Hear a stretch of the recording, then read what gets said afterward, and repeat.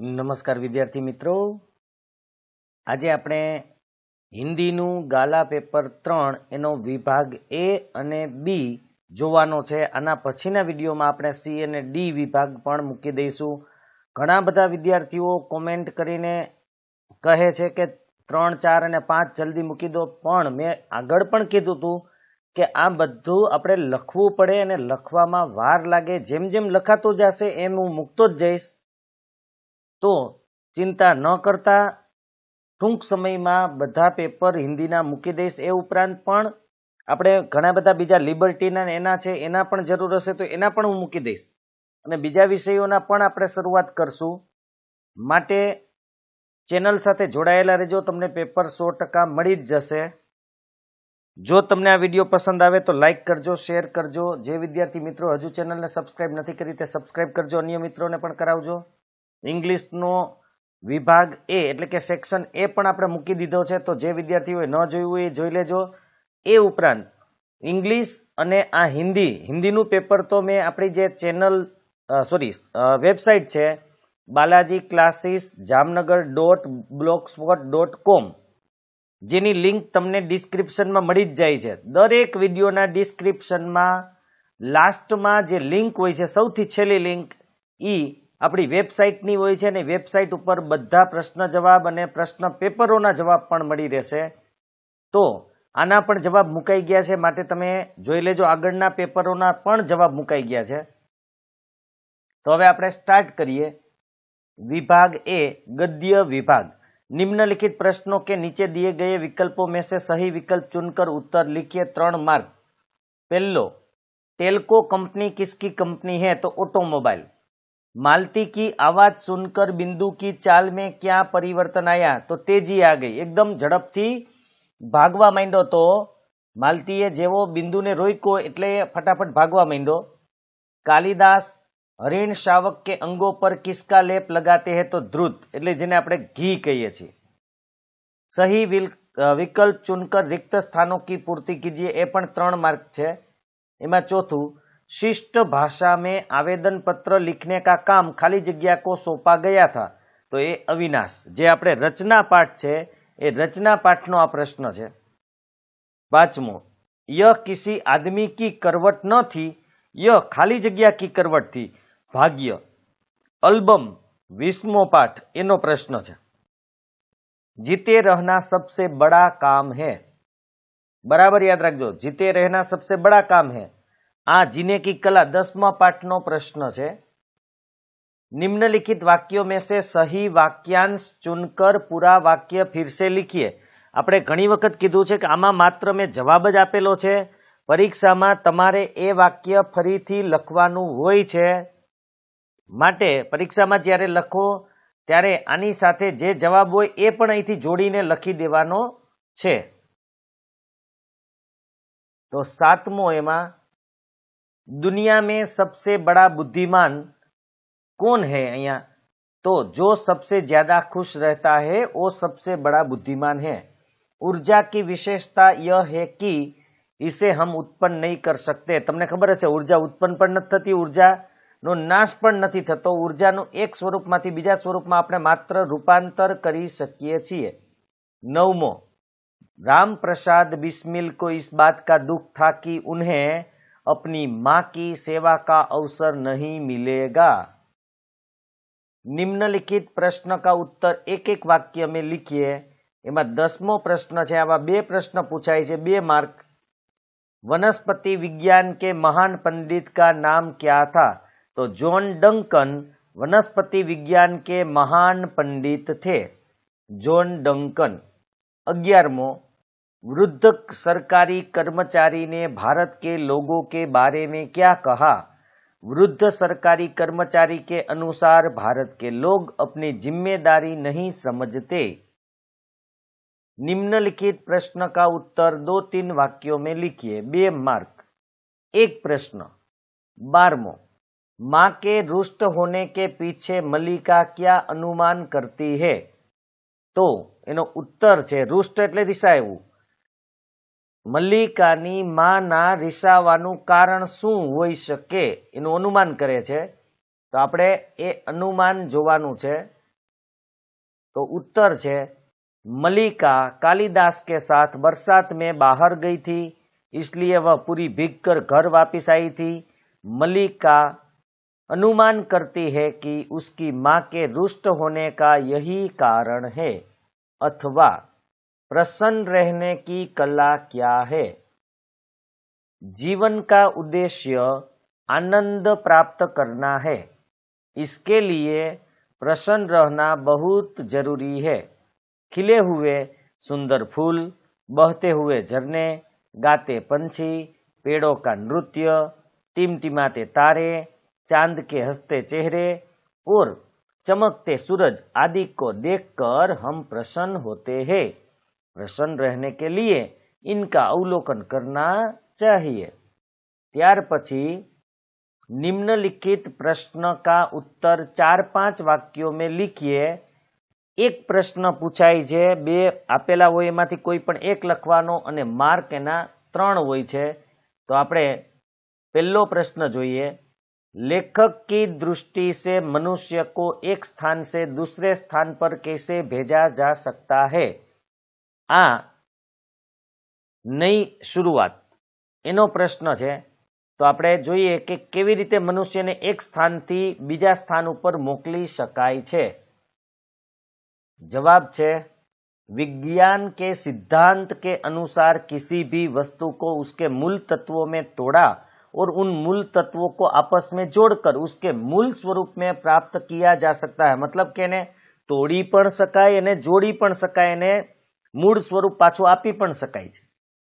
लेखक की दृष्टि से मानव शरीर भी विभिन्न प्रकार के तत्वों से मिलकर बना है, इसलिए मानव शरीर को उसके मूल तत्वों में विभक्त कर उसे विशेष प्रकार की तरंगों में परिवर्तित करके एक स्थान से दूसरे स्थान पर भेजा जा सकता है और उसे मूल स्वरूप में प्राप्त किया जा सकता है। अथवा बिस्मिल की आत्मिक, धार्मिक, सामाजिक उन्नति में उनकी मां का क्या योगदान रहा? आत्मिक, धार्मिक, सामाजिक 3 प्रकारनी उन्नति में। तो एनो आपणे जवाब जोई लईए। जवाब जे छे बिस्मिल की आत्मिक, धार्मिक और सामाजिक उन्नति में उनकी मां का योगदान बहुत बड़ा रहा है। बिस्मिल में जो जीवन तथा साहस आया वह उनकी माताजी के कारण था। उनकी माताजी के प्रोत्साहन तथा सद्व्यवहार ने उनके जीवन में वह दृढ़ता उत्पन्न की आपत्ति એટલે કે मुश्किली तथा संकट में उन्होंने अपने संकल्प का त्याग ना किया। माताजी ने उनको सेवा समिति में जाने, आर्य समाज में प्रवेश करने में सहायता की। उनकी माताजी उनका उत्साह भंग ना होने देती थी। माताजी ने उन्हें किसी की प्राण हानि न करने का आदेश दिया था।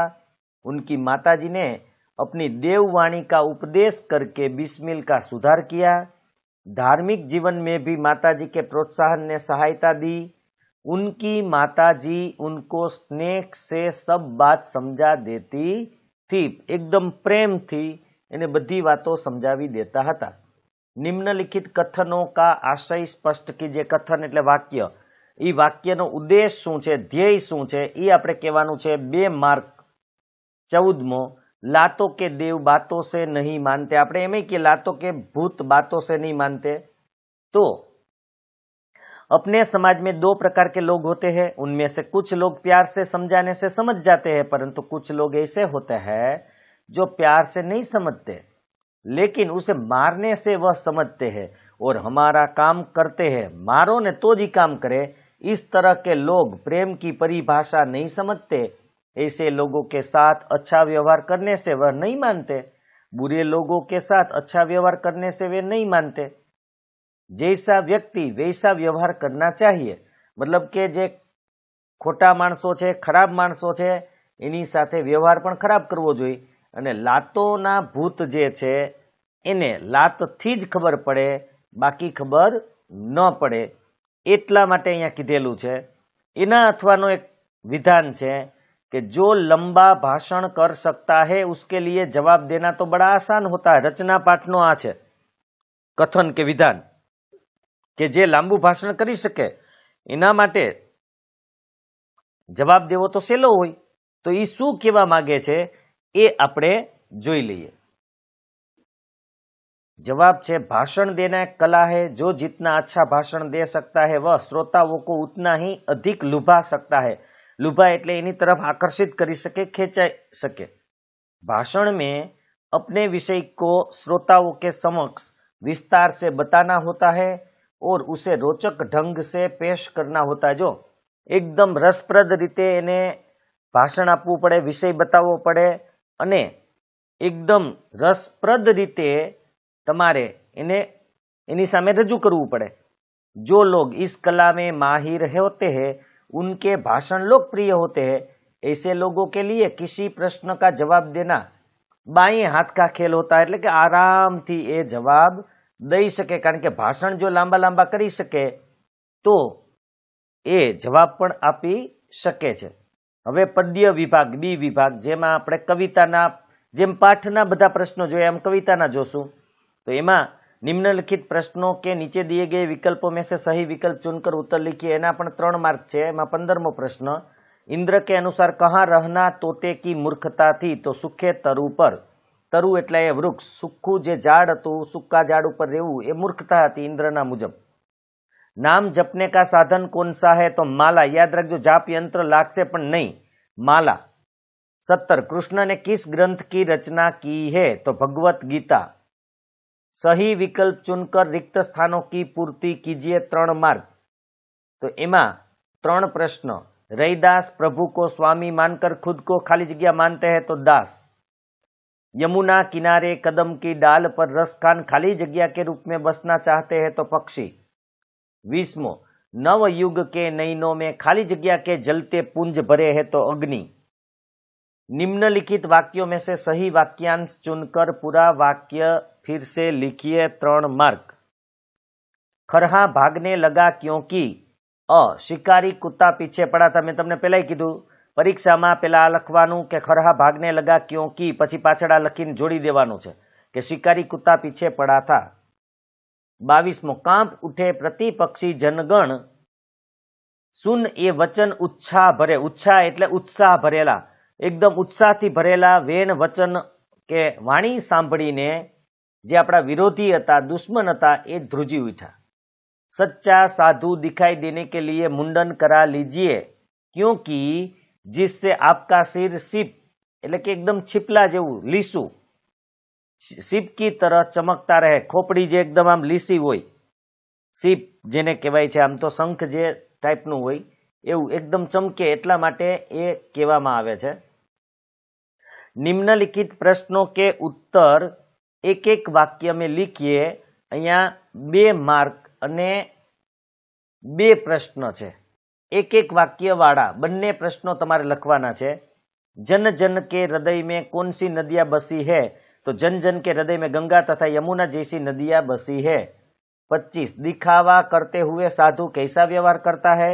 दिखावा करते हुए साधु निम्न प्रकार के व्यवहार करता है। निम्न एटले नीचे मुजबना। वह हाथ में गोमुखी लेकर माला फेरता है। गोमुखी एटले के एक कोथड़ी होय जेनी अंदर हाथ नाखी अने माळा फेरववानी होय। मैं आ काव्य तो समजावी दीधुं छे, हिंदीना बधा ज पाठ में समजावी दीधेला छे, એટલે જે વિદ્યાર્થીએ ન જોયા હોય તો એ પણ જોઈ લેજો। એના પ્રશ્ન જવાબના વિડીયો પણ મેં મૂકી દીધા છે, એટલે તમને વાંચવા કરતા સાંભળવામાં વધારે મજા આવશે, સમજવામાં મજા આવશે, તો એ પણ જોઈ લેજો।